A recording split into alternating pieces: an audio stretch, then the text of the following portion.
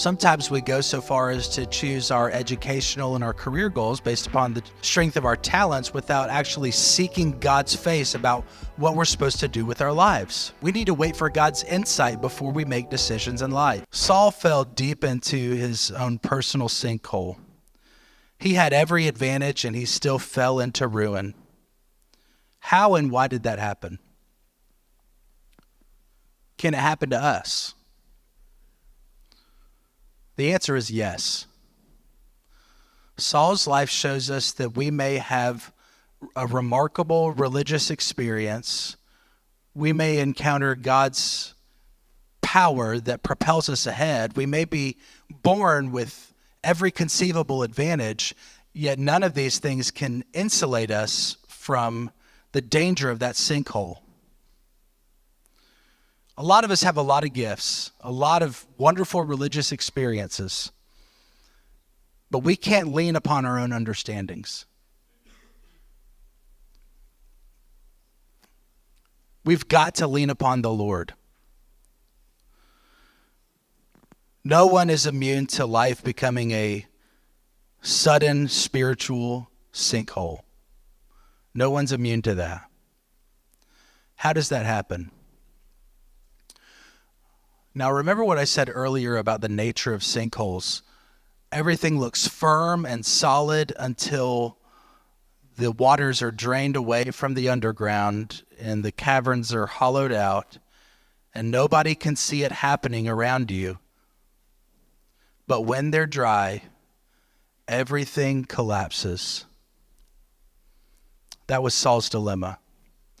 He was relying on his gifts, his advantages, his own inner resources, and he was leaning upon those things to get by.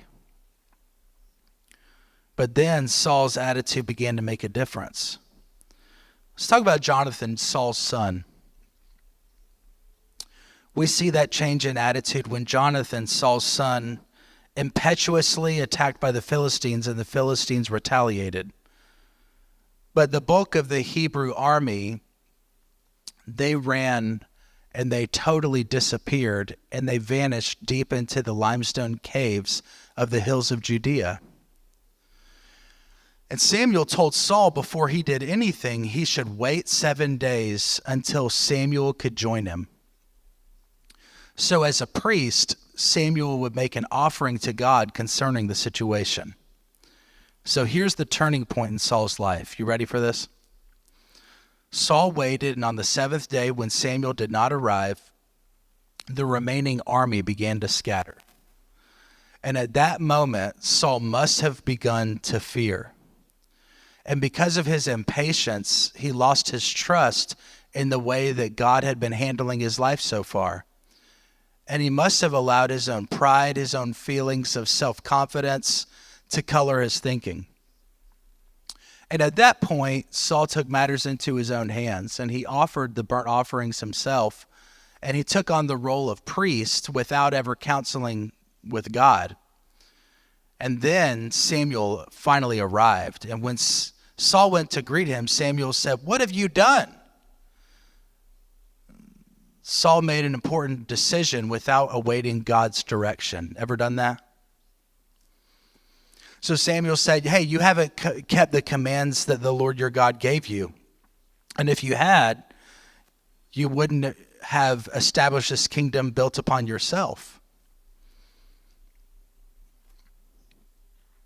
Saul's downfall wasn't due to this one incident. There was something in the heart of Saul all the days of his reign that was slowly, surely draining the limestone caverns of his sinkhole. It had taken this long for it to become apparent. You see, Saul was an impetuous man. He was aware of his abilities and his gifts, but all of his gifts and his achievements made him think that life's biggest decisions can be made without waiting on God. We've got to wait on God when we make decisions in life. Now let's talk about our modern sinkhole problem. Today, we often stand in awe of people who have such gifts and advantages and we envy them. We envy way too many things that are related to man and not enough things related to God.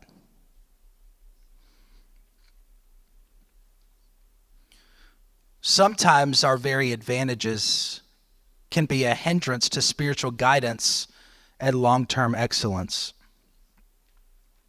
Now, we all have talents. You're such a talented people. And we rely on those talents sometimes a little too much. Sometimes we go so far as to choose our educational and our career goals based upon the strength of our talents without actually seeking God's face about what we're supposed to do with our lives. We need to wait for God's insight before we make decisions in life. Instead of just blindly moving ahead to an unknown future. But Saul's story, it gives us a unique perspective. Tragically, Saul demonstrates how the sinkhole syndrome can swallow any person's life if he or she makes a habit of not waiting on God for direction.